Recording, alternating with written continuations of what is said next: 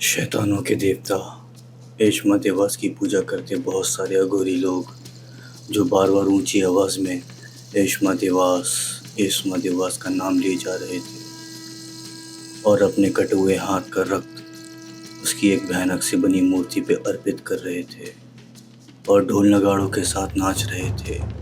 एक खाली पड़े वीरान मंदिर में जो करीब 100 साल पुराना था, जो अब खंडर में तब्दील हो चुका था, उस वीरान मंदिर में ये शैतानी प्रक्रिया खुलेआम हो रही थी। आपके सामने वो अधनंग अघोरी लोग अपने सामने बनी मूर्ति में विलीन थे। कहा जाता है कि अघोरी लोग शिव भक्त होते हैं, लेकिन ये अघोरी शिव भक्त नहीं थे और निरंतर उनके हाथों से खून का रिसाव हो रहा था और जोर जोर से हंसे जा रहे थे और एशमा देवास की मूर्ति की परिक्रमा लगा रहे थे। और उनमें का एक अघोरी जो एशमा देवास की मूर्ति के पास खड़ा था और कहे जा रहा था, आज रात नक्षत्र क्रिया में है और सारे ग्रहों की अवस्था अब एक हो चुकी है और आज अमावस्या की पहली रात पूरे उबाल पे है।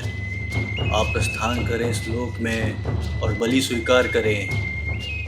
अघोरी ये बात बार बार दोहराया जा रहा था और एक एक कर अपने सामने खड़े अघोरी के पास बाकी अघोरी जाते और इंतज़ार करते एशमा देवास की उपस्थिति का।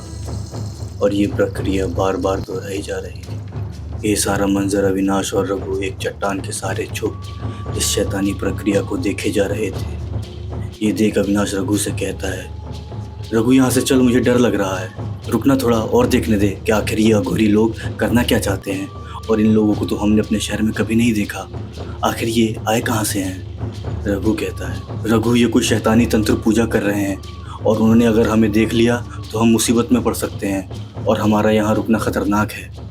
अविनाश कहता है, एक दिन पहले यूपी के शहर के उज्जैन के दो लड़के रघु और अविनाश दोनों 12वीं के छात्र थे।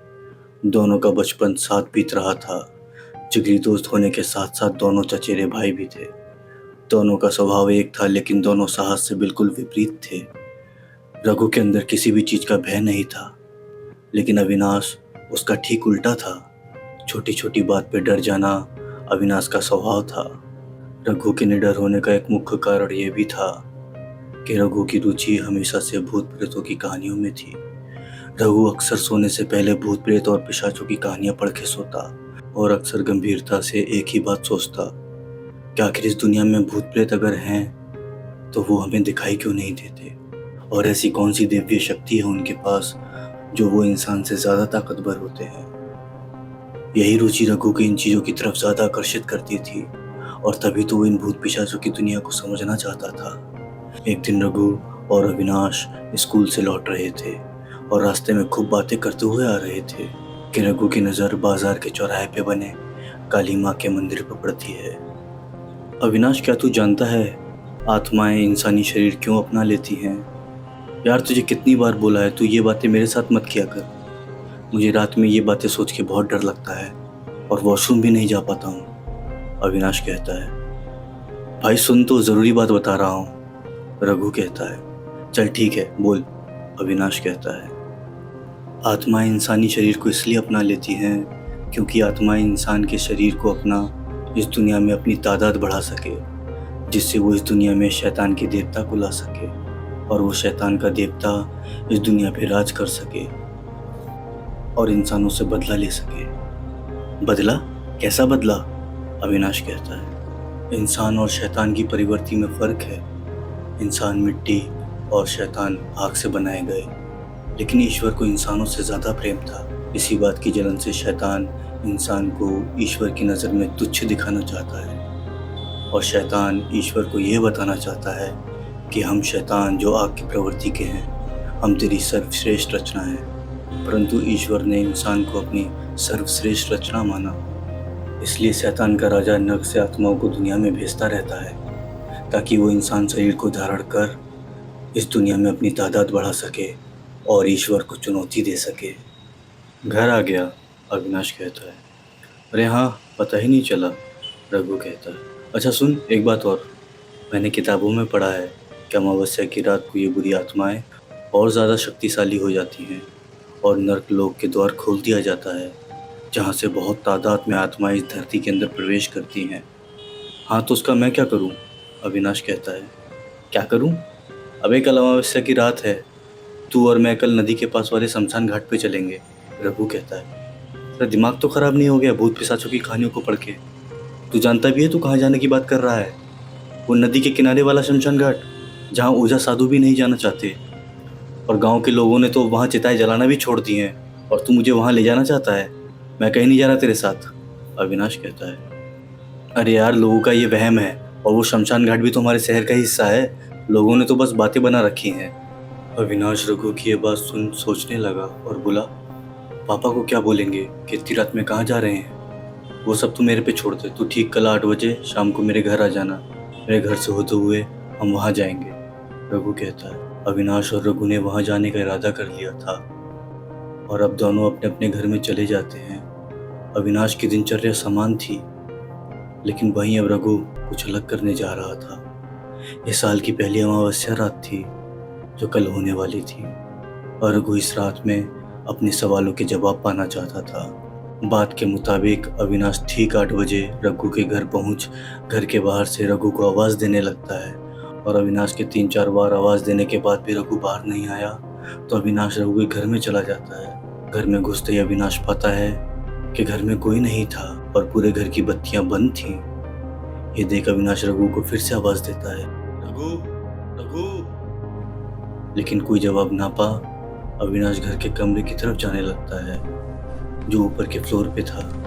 अंधेरा होने की वजह से अविनाश सीढ़ियों पे धीरे धीरे रघु के कमरे की तरफ बढ़ने लगता है और दरवाजे के पास पहुंच दरवाज़ा खोल देता है तो अविनाश की नज़र सामने वाले कमरे की दीवार पे जाती है। तो वो क्या देखता है कि दीवार पे बहुत सारी तस्वीरें थी, पर वो तस्वीरें रघु की नहीं थी। वो तस्वीरें शैतान के देवी देवताओं की थी। भयानक तस्वीरों के साथ टेबल पे एक मानव कंकाल की खोपड़ी रखी हुई थी और कुछ नींबू, मिर्च और एक सिंदूर का डब्बा था। ये सब देख अविनाश डर जाता है और वहां से जाने लगता है कि तभी वॉशरूम से फ्लश की आवाज़ आती है और इतने में रघु बाहर आ जाता है। अविनाश, तू आ गया? ये सब क्या है रघु? अरे ये कुछ नहीं है। वो स्कूल में हॉरर कंपटीशन होने वाला है ना, ये उसी की तैयारी के लिए है। रघु कहता है। Horror competition? ऐसा तो कोई कंपटीशन अपने स्कूल में नहीं है। अविनाश कहता है। अरे तू ये सब छोड़ और ये बता, तू तैयार है ना नदी के किनारे वाले शमशान घाट जाने के लिए? रघु कहता है। लेकिन वहाँ ज़्यादा देर नहीं रुकेंगे, जल्दी आ जाएंगे। और हाँ, लेकिन हम वहाँ जा क्यों रहे हैं?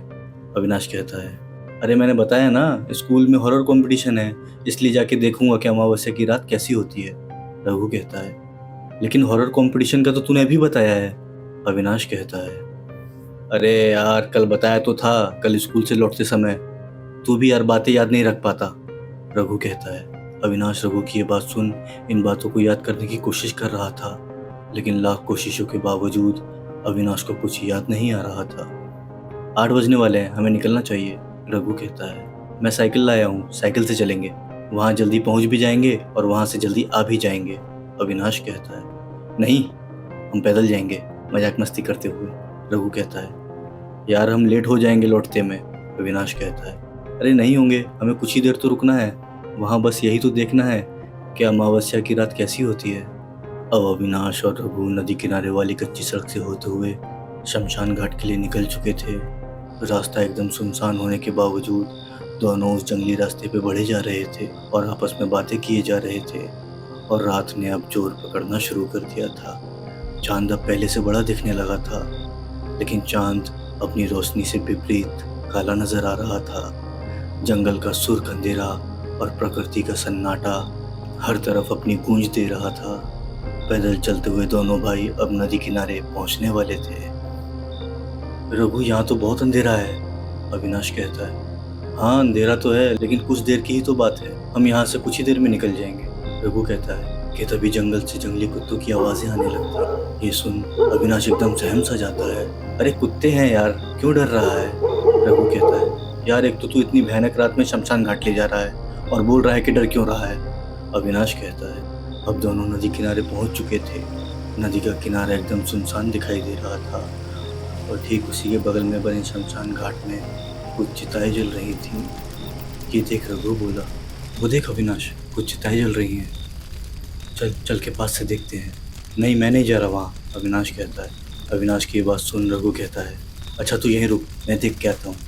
रघु अपने कदमों को तेज कर जलती हुई चिता के पास पहुँच जाता है और चिता को लगातार देख रहा होता है। रघु चिताओं को ऐसे देख रहा था कि मानो उसे किसी बात की जल्दी थी। चिताओं को देख रघु हल्का सा मुस्कुरा देता है और अविनाश के पास जा कहता है, अविनाश देखा, कितना सुंदर दिख रहा है शमशान घाट।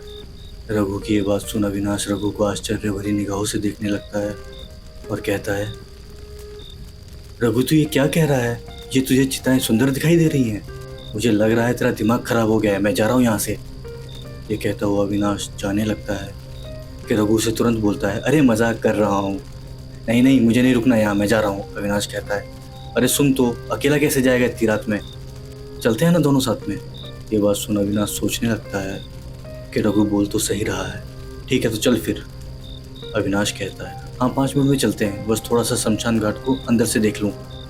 रघु की ये बात सुन अब दोनों शमशान घाट में अंदर की तरफ जाने लगते हैं कि तभी उनकी नज़र एक अघोरी बाबा पे पड़ती है। अविनाश वो देख, कोई है वहाँ, चल बात करते हैं। मैं नहीं जा रहा, तू जा, मैं यहीं खड़ा हूँ। रघु अविनाश की ये बात सुन उसे पीछे छोड़ उस अघोरी बाबा के पास चला जाता है और जब रघु उस अघोरी बाबा के करीब पहुँचता है तो दिखता है कि वो अघोरी बाबा अपने चेहरे पे किसी तरह का सफ़ेद विभूति लगाए हुआ था जो शायद किसी चिता की राख थी और माथे के बीच में एक लंबा लाल टीका था और लंबे बाल लिए जो एक चबूतरे पे बैठा हुआ चिलम पी रहा था। और जब उस अघोरी बाबा की नज़र रघु पे पड़ती है तो वो अघोरी बाबा रघु को ऊपर से नीचे तक देखता है और फिर से अपना चिलम पीने में लग जाता है। और जब वो अघोरी बाबा रघु को देख कुछ नहीं बोलता तो रघु उस अघोरी से पूछता है, बाबा मैं आपसे आत्माओं के बारे में कुछ जानना चाहता हूँ, क्या आप मुझे उनके अस्तित्व के बारे में बता सकते हैं? ये बात सुनने के बाद भी वो अघोरी बाबा रघु की बात का कोई जवाब नहीं देता और अपना चिलम पिए जा रहा था। तभी रघु बोला, आयुष्मा देवास। ये नाम सुनते ही वो बाबा तुरंत रघु की तरफ एक खुशी भरी निगाहों से देखता है और तुरंत बोलता है, ये नाम तुमने कहाँ सुना? बाबा के चेहरे के हाव भाव को देख रघु मुस्कुराने लगता है और कहता है, प्रेत कथाओं की किताबों से। तुम क्या चाहते हो? रघु अघोरी की बात सुन कहता है, आयुष्मा देवास के आवाहन का स्थान। मैंने सुना है हर साल पहली अमावस्या की रात को आयुष्मा देवास इस धरती लोक में प्रवेश करता है। अघोरी रघु की बात सुन तुरंत बोल पड़ा, हाँ सही सुना है, लेकिन आयुष्मा देवास को इस संसार में आने के लिए एक मनुष्य की बलि देनी होती है और वो बलि खुद आयुष्मा देवास चुनते हैं। और आज जंगल के बीच में जो टूटा हुआ मंदिर है वहाँ आज आयुष्मा देवास के आह्वान की प्रक्रिया जारी है। तो क्या आज वहाँ आयुष्मा देवास आएगा? मैंने सुना है आयुष्मा देवास शैतानों का देवता है और आयुष्मा देवास जिसके शरीर में वास करता है वो बहुत शक्तिशाली हो जाता है। रघु कहता है, हाँ सही सुना है, लेकिन जब आयुष्मा देवास जब अपने नर्क लोक में फिर से वापस जाते हैं तो जिस शरीर में उनका वास होता है उसे भी आयुष्मा देवास के साथ जाना पड़ता है। अगर मुझे आयुष्मा देवास की शक्तियाँ चाहिए तो मुझे क्या करना होगा? रघु कहता है, तुझे अगर आयुष्मा देवास की शक्तियाँ चाहिए और आयुष्मा देवास को अपना शरीर देना चाहता है तो तुझे सबसे पहले एक मनुष्य की बलि देनी होगी और अगर आयुष्मा देवास को तेरा बलिदान स्वीकार हुआ तो आयुष्मा देवास तेरे शरीर में वास करेंगे। कि इतने में अविनाश वहाँ आ जाता है। रघु चल यहाँ से, अविनाश कहता है। हाँ चलते हैं। ठीक है बाबा, मैं किसी को नहीं बताऊँगा कि आप यहाँ चिलम पी रहे थे और आप भी किसी को नहीं बताना कि हम यहाँ आए थे। अघोरी रघु की ये बात सुन वो समझ चुका था कि ये लड़का कोई आम लड़का नहीं है, इसमें किसी तरह का लालच है और इस लड़के के इरादे खतरनाक हैं। अविनाश और रघु अब नदी वाले रास्ते से वापस लौट रहे थे। रात का अंधेरा अब अपनी चरम सीमा पे था। रघु वैसे तू अघोरी से क्या बात कर रहा था? अविनाश पूछता है। कुछ नहीं, बस उससे पूछ रहा था कि चिलम पी के कैसा लगता है। रघु कहता है। ये बात सुन अविनाश रघु से कहता है, यार तू किसी से कुछ भी पूछ लेता है। हाँ आदत है। अरे यार अविनाश, रात तो बहुत हो चुकी है, इस रास्ते से जाएंगे तो सुबह तक भी नहीं पहुंच पाएंगे। अविनाश, मुझे वो बाबा बता रहा था कि शहर के लिए जंगल के पास से एक रास्ता जाता है जो सीधा शहर को निकलता है। क्या करें, चले वहाँ से? रघु अविनाश से कहता है। लेकिन हमने कहाँ देखा है वो रास्ता? अविनाश कहता है। अरे मैंने देखा है, एक बार पापा के साथ आया था, लेकिन ठीक से याद नहीं है, लेकिन मैं तुझे पहुँचा दूंगा। रघु की ये बात सुन अविनाश रघु के साथ हो लेता है। अब दोनों जंगल का सीना चीरते हुए जंगल को पार कर रहे थे, लेकिन रघु के मन में कुछ और ही चल रहा था। वो अविनाश को बहला फुसला उस मंदिर की तरफ ले जाना चाहता था जहाँ का रास्ता उस अघोरी ने बताया था। जंगल में कुछ देर चलने के बाद अविनाश कहता है, रघु आगे तो कोई रास्ता नजर नहीं आ रहा है। अरे आगे है, बस आ ही गया। कि तभी अविनाश और रघु को दूर से एक आवाज सुनाई पड़ती है, आइस्मा देवास। रघु, ये कैसी आवाज आ रही है इस बीच जंगल में? ये तो मुझे कहाँ ले आया? अविनाश कहता है। अविनाश की बातों को नजरअंदाज कर रघु कहता है, देख वहाँ एक मंदिर है, वहाँ से आवाज आ रही है, चल चल के देखते हैं। नहीं, अब मैं तेरे साथ कहीं नहीं जा रहा, सब तेरी वजह से हो रहा है ये सब। मैं वापस जा रहा हूँ नदी के किनारे वाले रास्ते पे। ये बात कह अविनाश जाने लगता है। तभी रघु अविनाश का हाथ पकड़ बोलता है, भाई तूने मेरी हर बात मानी है ना, बस ये बात मान ले, फिर मैं खुद तेरे साथ वापस चलूंगा, पक्का। रघु की ये बात सुन अविनाश मान जाता है उसके साथ जाने के लिए। अब दोनों धीरे धीरे उस मंदिर के पास पहुंचते हैं, लेकिन रघु की मंशा वहां जाने की क्या थी वो सिर्फ रघु जानता था। अविनाश इन सब बातों से अनजान रघु के साथ मंदिर के पास पहुंच जाता है और अब दोनों एक पथरीले चट्टान का सहारा लिए अघोरियों की शैतानी तंत्र पूजा देखने लगते हैं। रघु चल यहाँ से, मुझे डर लग रहा है, रुकना थोड़ा और देखने दे कि आखिर ये लोग करना क्या चाहते हैं, और इन लोगों को तो हमने अपने शहर में कभी नहीं देखा। रघु कहता है, रघु ये कुछ शैतानी तंत्र पूजा कर रहे हैं, अगर उन्होंने हमें देख लिया तो हम मुसीबत में पड़ सकते हैं, यहाँ रुकना खतरनाक होगा। ये सब देख अब अविनाश ने अपना धीरज खो दिया था। वो अब हर हाल में उस मंदिर के पास से जाना चाहता था, और जब रघु उसकी बातों को सुन नजरअंदाज कर रहा था कि तभी अविनाश ये कहता हुआ वहाँ से जाने लगता है, मैं जा रहा हूँ, तू जो करना है कर। तो रघु अविनाश का हाथ पकड़ने के लिए मुड़ता है, तो रघु और अविनाश क्या देखते हैं कि वही अघोरी उनके सामने खड़ा था जो उन्हें शमशान घाट में मिला था। उस अघोरी को देख अविनाश डर जाता है, लेकिन रघु उस अघोरी को देख मुस्कुराने लगता है। अब अविनाश अघोरी और रघु के इरादों को समझ चुका था कि दोनों मिलकर अब कुछ करने वाले हैं। ढोल नगाड़ों की शोर में रघु और अघोरी अविनाश को जबरदस्ती खींचते हुए आयुष्मा देवास की मूर्ति के सामने अविनाश को घुटनों के बल बैठा देते हैं। अब सारे अघोरी रघु को देख रहे होते हैं। तभी उनमें से एक अघोरी पूछता है, कौन है ये? हम किसी भी आम मनुष्य की बलि नहीं देते आयुष्मा देवास को। ये मेरा भाई है, मैं अपने भाई की बलि देना चाहता हूँ, और मैं चाहता हूँ आयुष्मा देवास मेरे शरीर में वास करे। रघु गर्दन झुकाते हुए कहता है, मैं ईश्वर की नहीं आयुष्मा देवास की पूजा करता हूँ, मैं खुद को आयुष्मा देवास का दास मानता हूँ। ये सब बातें सुन घबराए हुआ अविनाश रघु से कहता है, रघु तू मेरी बलि देने के लिए यहाँ लाया है? हाँ अविनाश, तुझे तो तभी समझ जाना चाहिए था जब तू मेरे घर में मेरे कमरे में आया था। तू कितना बेवकूफ़ है। मैं इस दिन का इंतज़ार कई सालों से कर रहा था, और आज वो दिन आया है जब आयुष्मा देवास मेरे शरीर में वास करेंगे और मैं इस दुनिया पे राज करूँगा। रघु के ये कहते ही एक शोर की हवा चलने लगती है। ये सब देख सारे अघोरी ढोल नगाड़े बजाना बंद कर देते हैं, और उनमें से एक अघोरी कहता है, प्रस्थान कीजिए आयुष्मा देवास, प्रस्थान कीजिए।